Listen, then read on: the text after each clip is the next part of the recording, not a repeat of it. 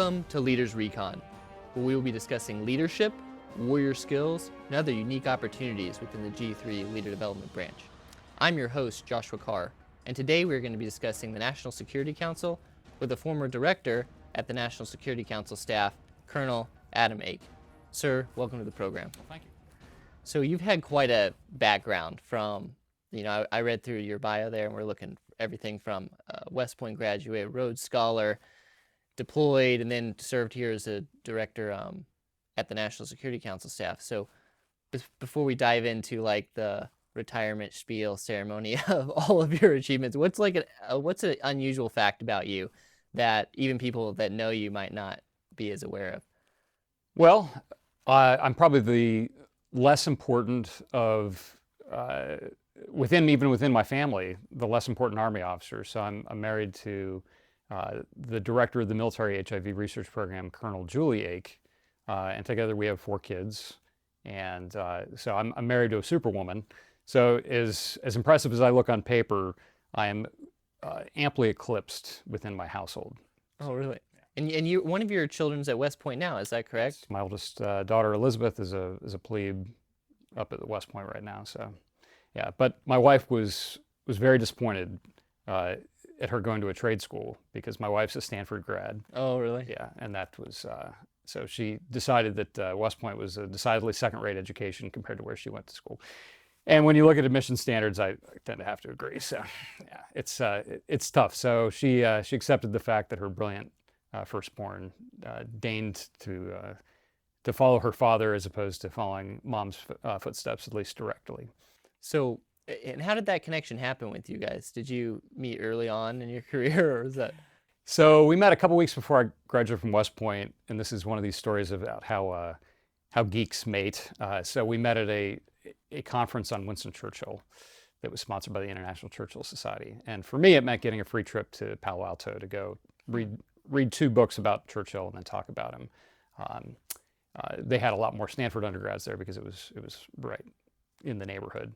And so I had intended to go out and see some high school classmates that had gone to Stanford. I had 2 classmates from my high school in Anchorage, Alaska that had gone to Stanford. And as soon as I laid eyes on my wife, I forgot all about seeing my classmates. And by the end of the weekend, I'd proposed marriage. So she hadn't accepted, but she hadn't said no either. So that was, I knew I had to strike while the iron was hot because the odds of me ever seeing her again, absent some sort of bold move, was vanishingly small. Well, hey, it looks like it worked out for you, though.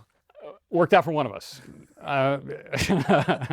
So then, on that note, you served active duty time then for a while, and then went into the Guard, right? Yeah, we were largely driven by child considerations, really. I commanded a company at Fort Lewis, and she had gone to the University of Washington for medical school, and she came on active duty in 2003, right after the war in Iraq broke out in earnest. And I was in the 2nd Stryker Brigade, and we still had to do about 6 months of training off post, and then we're going to hit a 1-year deployment. And I was looking at being gone in the next 18 of the next 24 months, and we had a 12-month-old to take care of. And so we didn't really have any family support in the area. So when the going got tough, the not so tough guy here went to law school, which is also known as the Great American Plan B.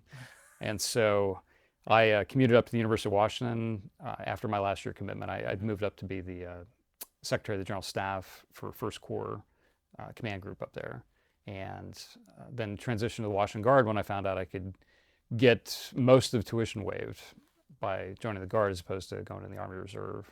And so that was a decisive factor for me of going in the Guard. And then after I joined the Guard, then I learned, oh yeah, well that's where all the ground combat arms are and the reserve component. So I just kind of lucked into the right component for being able to stay in the MTO combat arms world, at least in the part-time side. So then you mentioned the Great American Plan B, because I'm with you there, because I was looking at attending law school here. Yeah. So speaking of that, though, you spent some time here doing strategy and then in policy making. Can you give us an overview as we dive into the National Security Council and for those who are unfamiliar, what is the National Security Council in a nutshell, and how does it operate? Yeah, so everybody's heard of the National Security Council, but very few people kind of understand what it is actually in law versus what people are really thinking of is usually the National Security Council staff. So the National Security Council was created as part of a large reorganization of the U.S. military and the foreign policy enterprise. The 1947 National Security Act not only created the Secretary of the Defense, as well as the Office of Secretary of Defense, created the Central Intelligence Agency, created the Department of the Air Force, and then, oh, by the way, it also created this thing called the National Security Council. So in statute, the National Security Council is the person of the President, the Vice President, the Secretary of State, the then Secretary of Defense, and originally it had the service secretaries too, the Navy Secretary and the Secretary of the Army. Over time, the service secretaries got stripped out. Actually, the Secretary of the Air Force was in there too, because that was a brand new position. Over time, the service secretaries have gone away as the Office of the Secretary of Defense and DoD has strengthened vis-a-vis the military departments, and the military departments focus just more on man training and equipping versus operations, right? Roger. So they lost their foreign policy role as the Secretary of Defense accreted those powers or those planning responsibilities for operational application of forces. And over time, they've added the Secretary of Energy because of the nuclear weapons aspect of energy. Secretary of Treasury actually got added to. And so those are the statutory members. And then after 9/11, under the Bush administration, Congress stood up a parallel Homeland Security Council. And that was same cast of characters in terms of the president, the vice president, but you had the Secretary of Homeland Security, and then a number of other departments which would have been relevant to Homeland Security. Under the Obama administration, those two councils merged. And so the National Security Council now usually has the Secretary of Homeland Security in there as well. By policy, the president expands the membership beyond what the statute prescribes. So in practice, if there's actually a National Security Council meeting, there will be other people there, including members of the intelligence community. The chairman of the Joint Chiefs of Staff will be there, as well as anybody else whose equities are directly implicated by the issue that they're considering. So that's the National Security Council formally.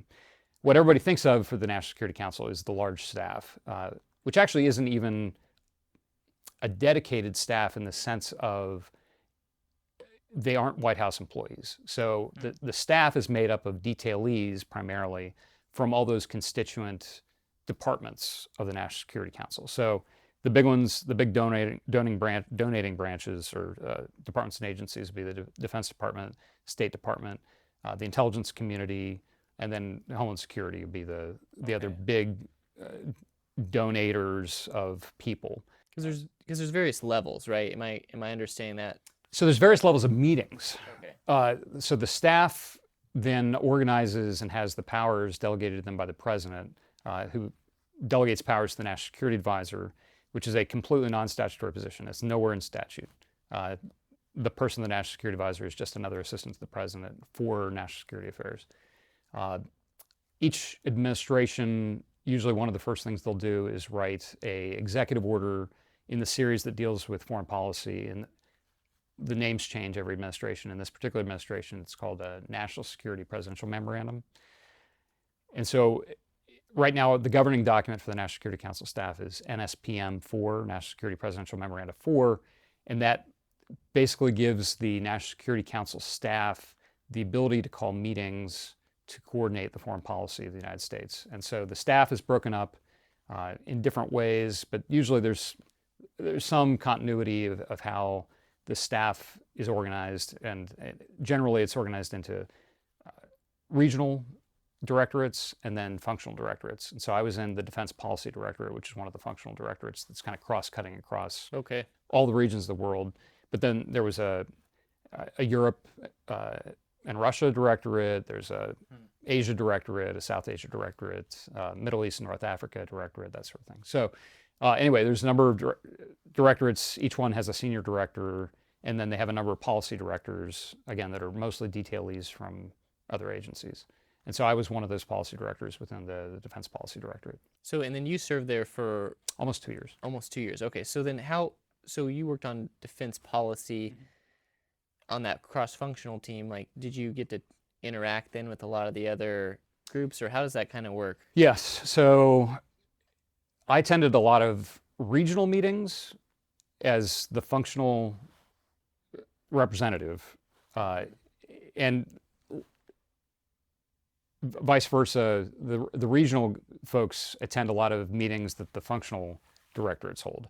Okay. So in my case, I went mostly to Middle East meetings, and then I picked up Europe meetings as well. So I was still in the room when a lot of the application of foreign policy was discussed. I was looking at it through a defense policy lens, and then I would go back to my senior director after the meetings and let him know what was going on so he could stay abreast of what was going on throughout all the regionals.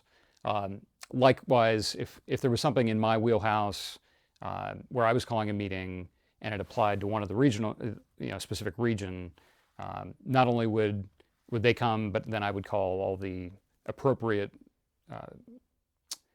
officials from affected departments and agencies that were relevant to the issue that I was advancing some agenda on. So then when without diving into anything like classified or whatever, but like, can you give us kind of overview of like how you talked about you called some meetings and stuff. So how does that work with, as a member of the staff? I mean, obviously the principals can't make all those decisions, so like, how does that work within the echelons and like? Exactly. Yeah. So there are three level meetings formally that are laid out in the NSPM 4 below a formal National Security Council meeting.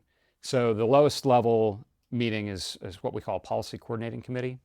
And those are called in order to either kind of shepherd an existing issue. Mm-hmm. So there have been, and sorry, I'm going to use one acronym here, PCCs, policy coordinating committees. There have been PCCs probably on Cuba going for the last 60 years. Right. That's a never-ending issue. The Iran PCC has probably been going since the Iranian Revolution in the late 70s. So there are ongoing PCCs. We will also call new PCCs if a new discrete issue arises, or we'll have a sub-PCC of an existing long-running PCC. PCCs can be called under NSPM 4 by a senior director, but usually the action officer is the one that prepares the agenda, notifies everybody, schedules the room. I mean, we don't have any staff below us, so the directors are really the action officers. And then what NSPM 4 gives the National Security Council staff power to do is bring tertiary level officials in for those PCCs. So when I say tertiary level, I mean number 3 in the affected department agency. DoD underguns a bit. They don't send assistant secretaries. Usually we'll get deputy assistant secretaries, so four levels down. But in other agencies where they don't have quite the multiple echeloning like DoD headquarters, they'll have a number 3 level official at like the assistant secretary level. Now, policy coordinating committees are not meant to create a recommendation for the president. They're meant to develop options. They're meant to ensure that issues are raised and that everybody kind of has their ability to bring up things that other departments and agencies may just not be aware of. Certain equities, viewpoints, that sort of thing. So if there is something that needs to be recommended to the president for action, at a minimum, things will get elevated to what's called a deputies committee meeting. And deputies committee meetings are called by the Deputy National Security Advisor and chaired by the Deputy National Security Advisor. And they consist of the number 2 level officials from all those relevant departments and agencies. So you'll have, from the military, it'll be the Deputy Secretary of Defense, or more frequently, they'll send the Undersecretary of Defense for policy. And then from the Joint Staff, it'll be the Vice Chairman of the Joint Chief will attend from DoD. Deputies are expected to be able to commit their agencies or their departments to action, whereas the Policy Coordinating Committee meeting, it's really just airing potential options. At the Deputies Committee level, they can talk about, hey, what are we going to do for this? And if DoD says we'll pony this up, and their representative says we'll pony up this resource to address this issue, and everybody's in agreement, then they will dispense with any other meetings. Most likely, the Deputy National Security Advisor will make sure that the minutes get sent out. So an action officer like me will take down all the notes. We'll circulate a summary of conclusions about what was decided.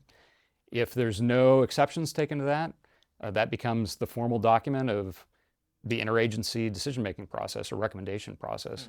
And the Deputy National Security Advisor will go to the National Security Advisor and say, hey, look, if we do need a presidential decision on this, I recommend we just go forward because we got consensus at the deputies level. If that doesn't happen, then they'll elevate it one more level. It'll be a principals committee meeting that'll be chaired by the National Security Advisor. They'll have all the secretaries or administrators of the various agencies will attend in person. They'll see if they can achieve consensus. If not, then the options are either call a full National Security Council meeting chaired by the President and attended by the Vice President as well, or in many cases, if the President is willing to take a report of the majority opinion and the minority opinion, which is probably more frequent than actually having National Security Council meetings in this administration, then the National Security Advisor will prepare the summary conclusions and say, well, this was where these departments lined up versus where the opposing view lined up. And then, at least with the current National Security Advisor, his position is I'm not going to give my recommendation to the President unless he asks me specifically. Other National Security Advisors have been more proactive in submitting their own recommendations in those cases. But again, with all this, this is just a decision-making tool for the President. So the National Security Council, unless you actually have a National Security Council meeting where the President is there, it is not a decision-making body. It is a way to generate options. It's a way to make sure that all the relevant information is shared across the departments and agencies, and we tease out any areas where the President needs to make a decision. And then, if necessary, the National Security Advisor will go to the President with the outcome of that process. The President can short-circuit that process, and we are really just his staff on foreign policy. So if the President comes in with a directed course of action, then you can flip the whole process, and the National Security Council staff can be an implementing staff. So we can be basically writing a strategy and telling the departments and agencies, hey, this is what the President wants to do, this is the end state, and these are your resources kind of writ large. This is maybe where it prioritizes versus other national interests. And then we can direct all the relevant departments and agencies to come up with implementation plans and resourcing requests. So part of their plan of implementing, say, the national security strategy is, well, if you want us to do this, this, and this in this order, this is the resources we're going to need, and come back as an iterative process. But so you mentioned the national security strategy there, sir. Did the National Security Council develop the national security strategy? Yes. And then, on that note, like, how does that? You mentioned it's a body meant for developing options and providing information across functional organizations and whatnot. How does that work on the way down? Does the staff get utilized as information is being passed on the way down? If the President makes a decision about X, Y, Z, or what does NSC play in that role? So this is a tension that it's possible, and prior administrations have used the National Security Council staff to get into a little bit more of the minutia and the operational details of implementing presidential decisions. The philosophy of the current administration is we don't want to do that. We want to stay at the policy, national end state articulation, and kind of resource prioritization level. We don't want to get involved as a staff in what each of the organizations is doing on the ground as much as possible. Now, there are certain instances where a very discrete action on the ground just carries such significant strategic consequences that we can't avoid it. And some things just require action at the highest level because of the way the laws are written, or just because of the sensitivity of a particular action. So certain things like arms sales, which made all the news. Well, right. So you got some things that you can't quite stay out of the weeds with, and the National Security Council staff still gets involved at sort of the each level. So how does that work then? You mentioned foreign policy several times here on, throughout it. So how does the, I guess, National Security Council differ from, solely what um, the State Department is doing as far as like providing options and solutions and stuff like that to issues? I mean, is it specifically focused on, security related interests, or how does that So, dynamic work? so the National Security Council was created to provide a sub-cabinet body to deliberate and coordinate on foreign policy. So this was a bit of a response to World War II, where you did not, going into the war, did not have a body like that. And so there was an ad hoc chief of staff to the president. They had Fleet Admiral Leahy, who was a retired chief of naval operations, that came in, and he acted as more or less the first national security advisor under President Roosevelt. You had even the body of the Joint Chiefs of Staff was an ad hoc, non-statutory creation just for the war. And what really the National Security Council and the National Security Act was meant to do was try to prevent another instance where we'd fight a war where the Navy Department was fighting one war in parallel with the War Department, like in the Pacific, where you had the War Department's war under MacArthur, and the Navy Department was fighting a war under Nimitz. And they were pursuing two different campaigns and competing for resources and sharing resources, but there was no referee below the presidential level, because you had these service secretaries that had operational responsibilities. And so during the complexities of the Cold War, it became obvious that not only did we want to use the military tool, but we wanted to use all these other tools of national power to avoid fighting a hot war, right? Yeah. So we want to use our economic tools. We want to use diplomacy as much as possible. We want to use the threat of force from the Defense Department, but we don't actually want to use that, right? So we want to use all these instruments of, DIME, diplomatic, informational, military, economic power, to accomplish our objectives in the Cold War. And so that's really, all those things come into what the National Security Council staff is meant to coordinate across those departments and agencies that have those powers. So then, kind of shifting, I guess, a little bit, talking about a lot of the big policy things, I'm assuming the National Security Council is also involved with like pressing, time-sensitive national security issues, or crises you might call. Absolutely. Can you explain like how that works in that fast-paced environment? Sure. And or tying that in with like what we experience right now, even with like COVID-19, did that get brought into like the National Security Council as a threat, and like how does that look from your perspective? So in addition to the, let's say, routine NSPM4 process, where we have policy coordinating committee meetings and we stew and on these issues for a while and keep having meetings until we come up with something good, and then we elevate it up for a decision or recommendation of the president. We also have reactive meetings, which can be reactive PCCs, but it can also be a reactive DC. We can have a reactive National Security Council meeting.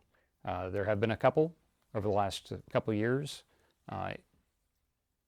in response to big events that have big implications, right? So there's no requirement that you do a PCC first. There's no requirement that any of these things happen in any particular order. It's really, again, it's just a decision-making tool for the president. So one of these happens, a big event, paradigmatic case that people can talk about openly now is the Cuban Missile Crisis. There was like an ongoing National Security Council meeting for weeks. Like it was meeting every day, coming up with options, and it was up at the principal level. It was the secretary level, from Secretary of State, Secretary of Defense, Attorney General for some reason was in there, and wrote a book about it afterwards. About that then, like, what is your day look like as a director on the staff there? What did your day look like as part of the National Security Council staff? Yeah, so typically have one or two policy coordinating committee meetings a day that I was primarily attending. Usually wouldn't have one that I called, but every few weeks because I had a limited number of issues where I was the lead on, and a lot of things we could do didn't require in-person meetings. Mm-hmm. Particularly the defense policy directorate was an interesting one too, because our mandate or our superpower of calling meetings to drive process only really works when there was more than one department and agency involved. Mm-hmm. And so if the only department involved is the Department of Defense, then it was a little sensitive because we're trying to get into their knickers, and there's really not a cross-cutting, in terms of cross-cutting across the government, reason to call them in. So a lot of what I was doing was a little bit more diplomatic, of trying to get some movement through OSD or through Joint Staff on particular issues. But I definitely did have some things where I was the lead on a particular discrete security strategy that ended up being published, and some after it was signed by the president, that affected all the foreign policy departments and agencies. So that was one that I ran the process from kind of cradle to grave all the way through publication strategy. So you mentioned you were there for about 2 years. Did you get a chance to work on like the national security strategy stuff that came out? So the current national security strategy published at the end of 2017. Okay, like I can remember if it's like 17 or 18. I knew it was right. Yeah, so I came in about 9 months after it had published. So we were still working on getting implementation plans from some of the departments and agencies, as well as we were doing in-stride reviews of how effective it had been. So DoD had been very forward-leaning, and they had a team that was working essentially with the national security staff. As the national security strategy was being written, they were writing the national military strategy to make sure it was nested. And so the NMS came out pretty quickly on the heels of the NSS, but other departments and agencies didn't quite have the manpower to dedicate or lean that far forward, and so they were taking various amounts of time. Well, and as a policy person, sir, can you give us some kind of scope of what is the difference between the national security strategy and the national defense strategy or the national military strategy? Oh, sorry. Yeah, I meant the national. So we had you're right. The NDS was the one that I'm referring to, not the national military strategy. So nested documents. So the national security strategy lays out, kind of uncharitably, you could just call it a wish list of all the things that we would like to see happen around the world. This national security strategy was a little bit different in that it at least implicitly prioritized a lot of the objectives, and it prioritized what regions we were going to focus on and what potential competitors or adversaries we were going to focus on. That made it different than prior national security strategies that studiously avoided making hard choices about prioritization. But even the current national security strategy you can fault for failing to make explicit decisions in terms of how we're going to prioritize different end states, the policy objectives. So the national defense strategy is looking at that national security strategy through what do we as a defense department, including all the fourth estate, so National Security Agency, National Reconnaissance Office, NGA, all the defense agencies, in addition, the intel community parts, DIA, in addition to the military services, and say, as a defense department, how are we going to implement the national security strategy? So for one, the scope is just DoD, although DoD is a huge scope.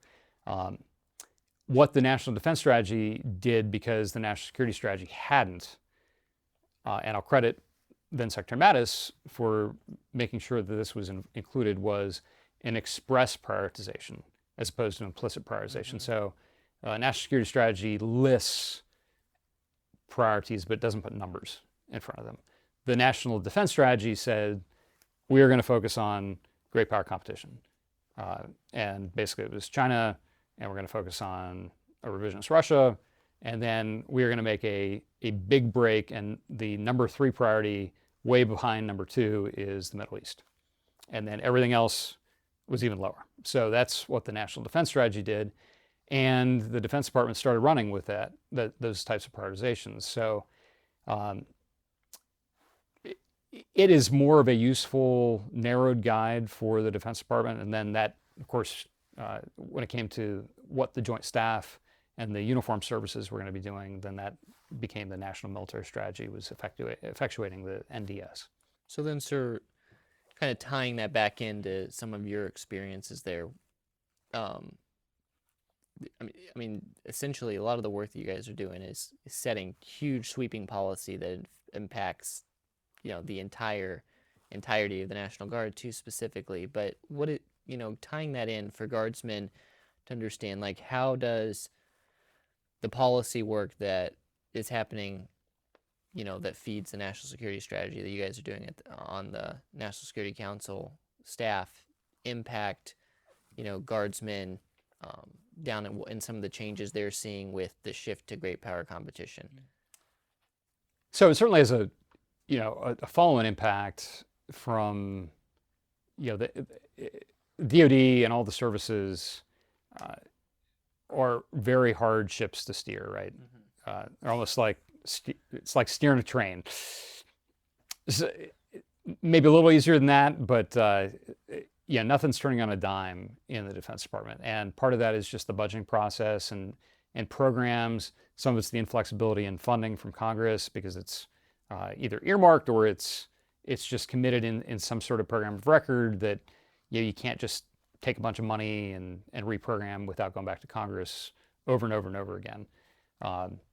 And some of it's just the DoD's own internal spending plans, the FIDEP, the 5-year, whatever that stands for. Process. Yeah. So all these things militate against rapid change, because that's not only true at the department level, and then you have to get down to the individual services of what they're programming.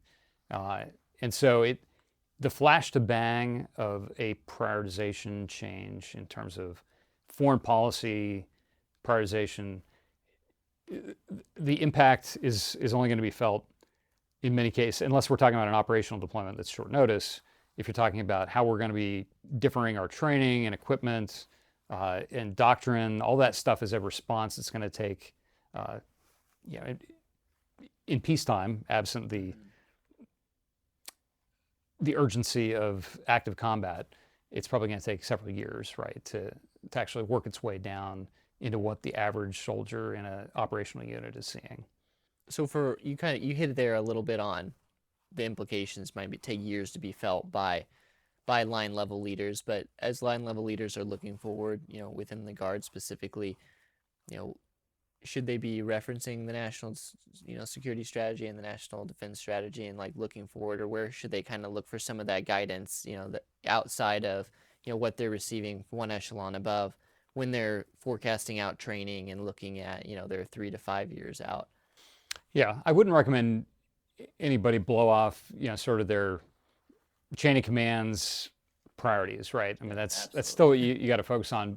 From a individual perspective, I think it's helpful to know which direction the force is going in terms of doctrine and opportunities that can follow that.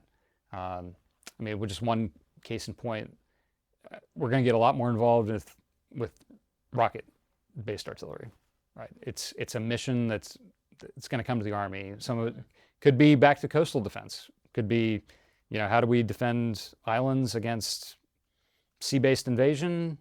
And you start looking around, and hey, we can use some of these artillery assets to target movers out at sea. In addition, air defense is going to be a growth industry as well. So, I think it can be helpful when you're talking about making your own decisions about, hey, maybe I need to look into cyber stuff, because that's going to be a really contentious field that's going to be a growth industry, right? And how do you mentor other people when they ask you for advice? So I think it is helpful to leaders to be conscious of some of those imperatives that you might have to read between the lines, because again, the national security strategy is not going to say, oh, Army, you need to do this. It's not going to get to even the service level granularity. But when you're talking about sort of missions, and you can imply back from what are our end states, Okay. What does that imply for the Army in terms of what it's going to be asked to do in terms of ground combat, and then all the supporting aspects of ground combat. So it's tough because the services are going to have to decide. It goes through many filters about, or levels of, of how to implement those strategies. So, probably a better document for service members to look at would be the National Military Strategy, because it's already been distilled down 2 levels, right? And that'll give you a view of how the Army then is going to change its ADPs. You can see some of that between the lines by reading the National Military Strategy, for instance, right?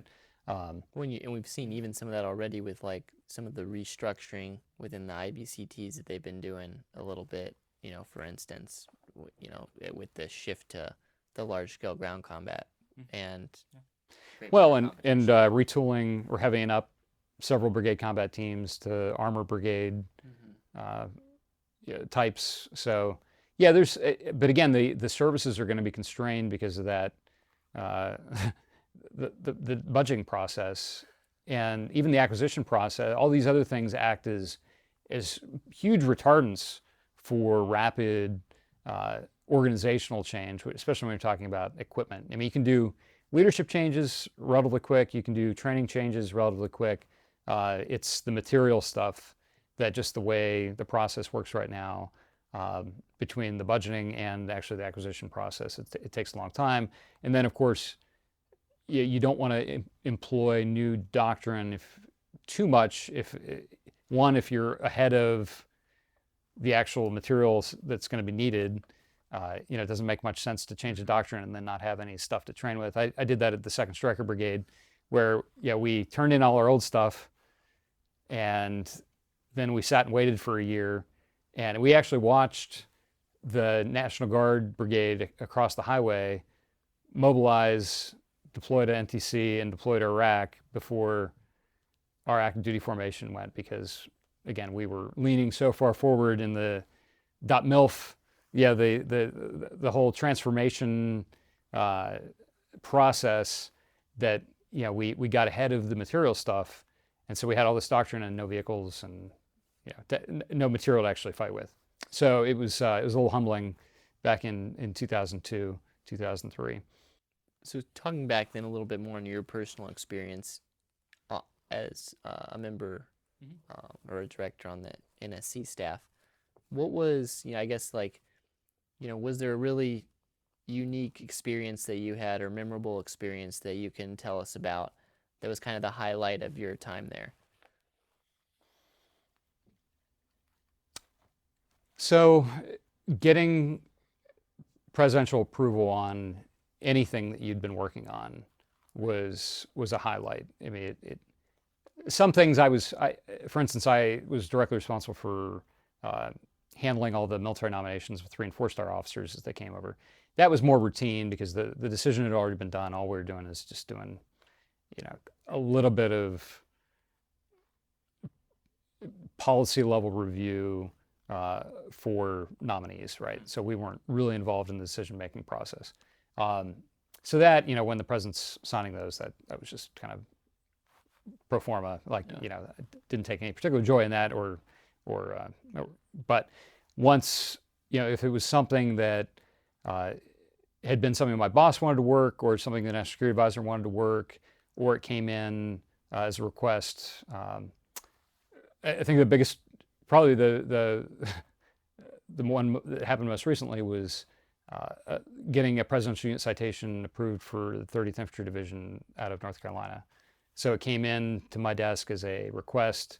The regular Army had already turned down a request or petition for review.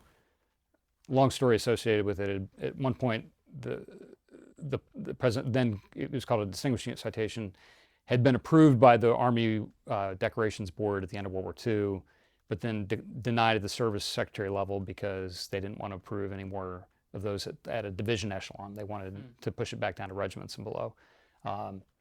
And so the governors of 4 states that World War II 30th Infantry Division formation was drawn from had all signed a letter to the president, and that came into my office. And so I was able to work on getting all the background of why the Army made the decision it made, and then ultimately get that before the president for approval.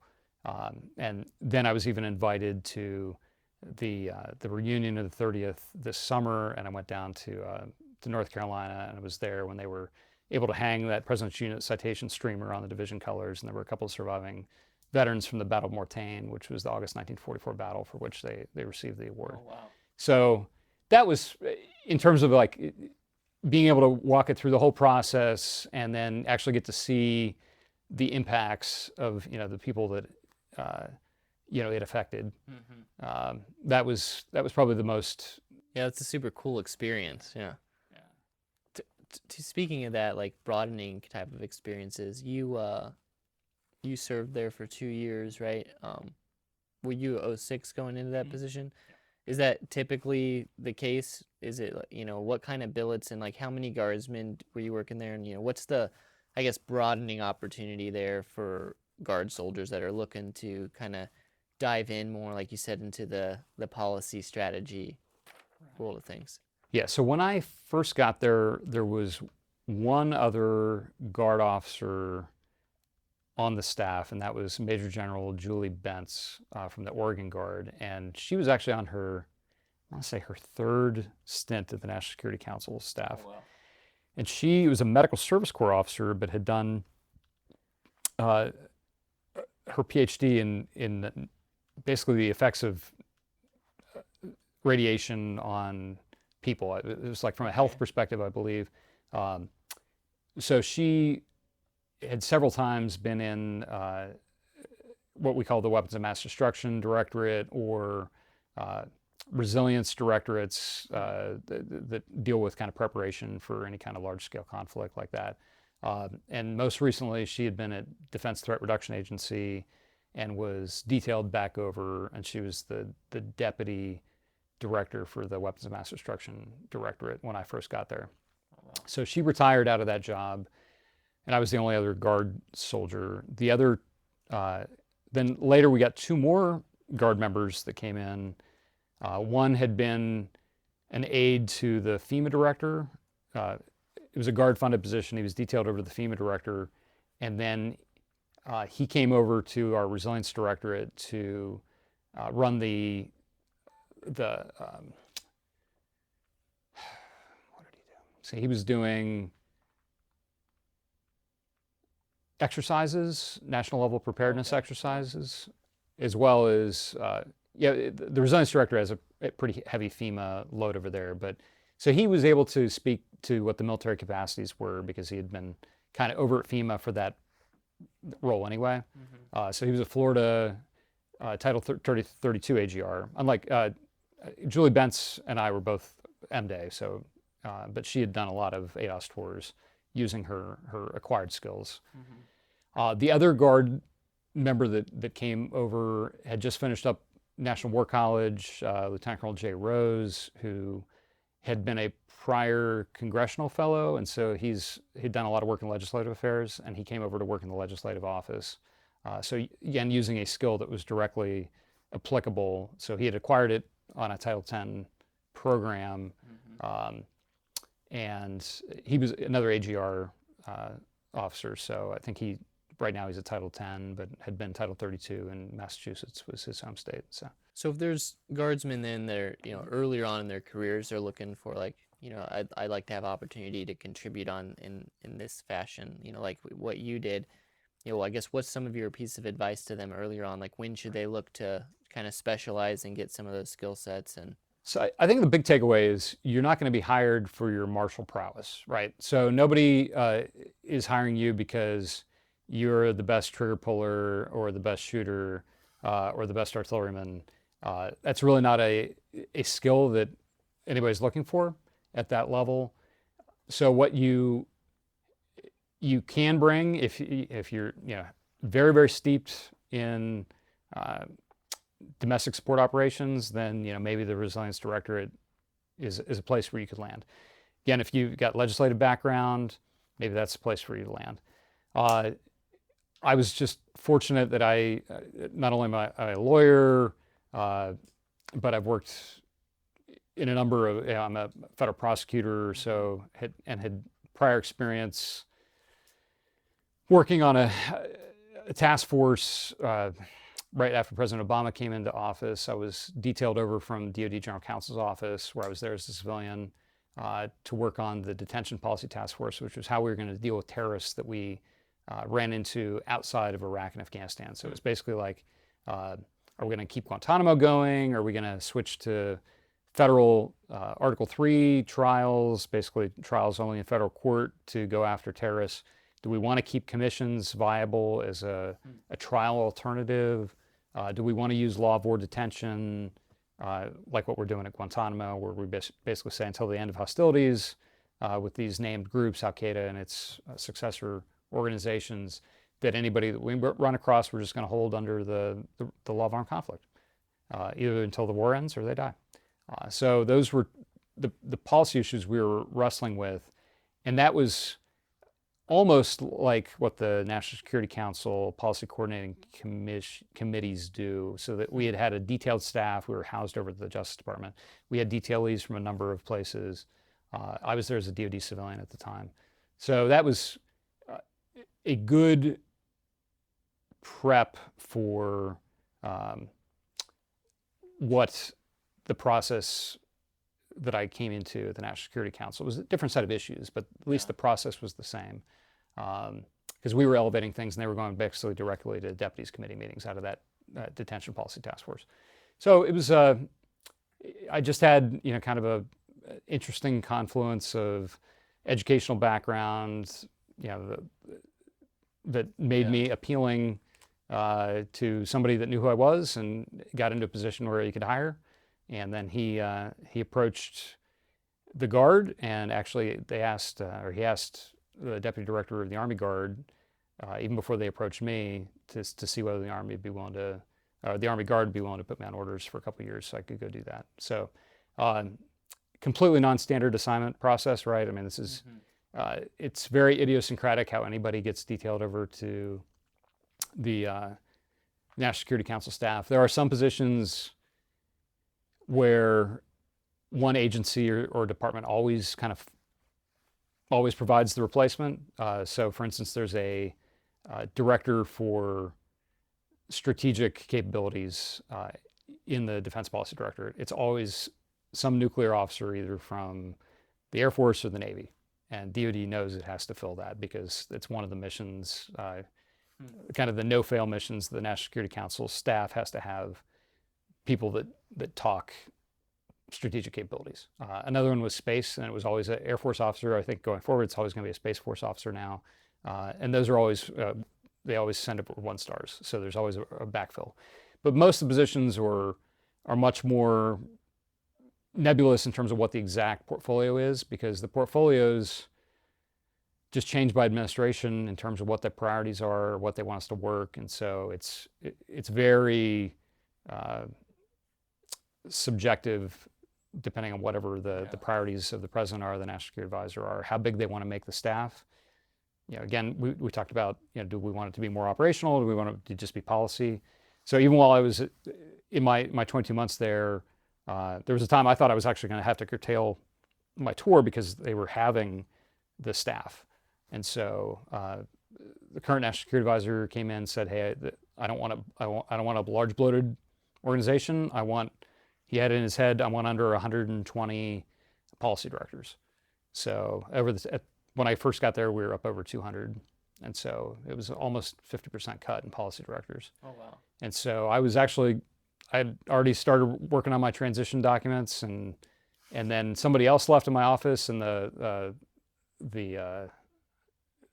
actually the director left, and the new director that came in just said, "No, I'd like you to stay because you've got background that that I think I want to do more in your portfolio cachement with your set of skills, and maybe not so much in some of these other areas that we're accepting more risk on. So yeah, So it's not as structured of an organization as just with the administration changes and whatnot. That's what I'm gathering. It is. It's and like I guess from what I'm understanding from your takeaway there is if you're wanting to pursue something like this, then you need to specialize in some unique field or capability. I think that's outside of your. I think that's right, and I would recommend, especially part-time officers might have an advantage because you can bring in multiple skills that are potentially relevant, and but going out and getting a PhD in something big plus, having a lot of professional expertise and experience in something besides just operational units is going to be good. If what you've been doing is standard Army stuff, particularly on the full-time side, I think it's hard to break out of, hey, I got to go be an administrative officer for this type of unit, and this is my career field, and particularly staying within states, I think that's going to be really limiting for people that haven't been able to acquire a bunch of extra skills that kind of makes them a unique player. Just to stand out in the field, essentially. Yeah, I think that's going to be so. So we always ask people that are coming on the program, like, what's their, two questions. One, what advice do they have for young, upcoming leaders in the National Guard, just from your experience from a leader development perspective? And two, are there any resources that you've used or would recommend to, leaders in the Guard, whether that's, books or, course to study or whatever, as far for development purposes? Yeah. Well, I'd say, leverage all the educational opportunities and don't sell yourself short. Try to avoid online type courses if you can help it, and go to the most rigorous institutions you can. Study hard sciences or something that's going to make you stand out.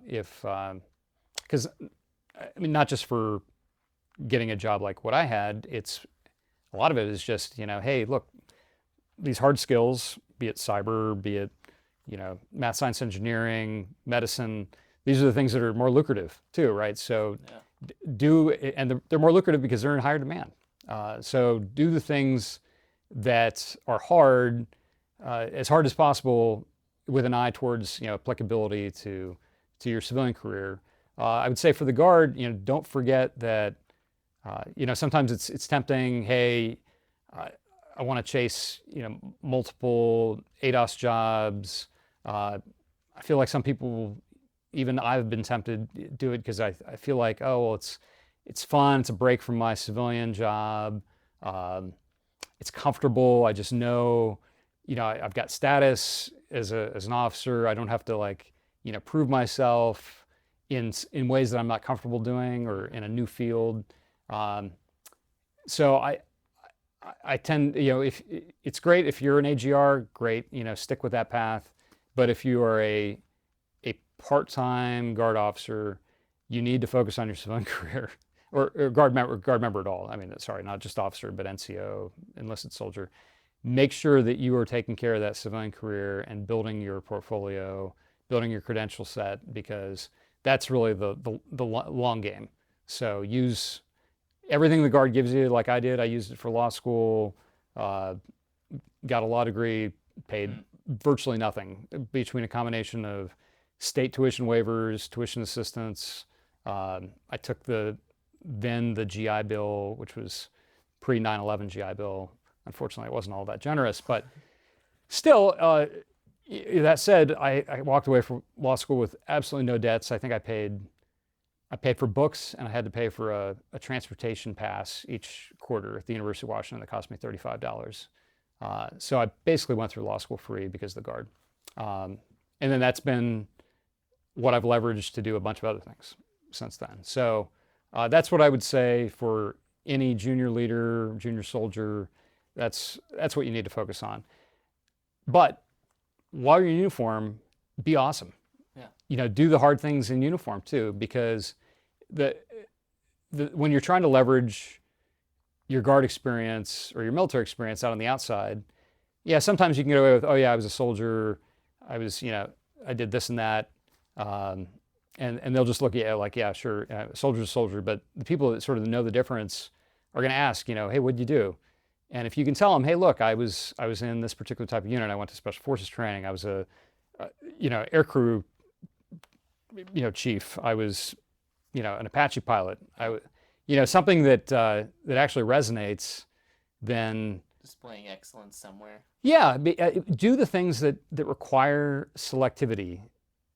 Go to Ranger School, go to Sapper School, do the hard stuff that makes you stand out, because you'll be amazed how much that actually makes a difference when you're applying for civilian jobs later on too. So again, be awesome. Try out for all the competitions. Be the super fit soldier. I mean, just whatever dimension that you have any kind of aptitude in, push it as far as it can take you. So that'd be my recommendation. Yeah, well, thank you, sir, for coming on and sharing some of your experience with us here today. If you would like more information on any of the topics discussed today, please visit our social media pages in the links below. Tune in to Leaders Recon over the next few weeks as we bring in today's leaders and pioneers to discuss their experiences, share their wisdom, and help you grow as a leader. We will also be announcing opportunities for you to sharpen your skills and expand your toolbox as members in today's Army National Guard. See you next time. If you liked today's episode of Leaders Recon, please don't forget to subscribe below and leave us a 5-star review. You can find us wherever you listen to your favorite podcast.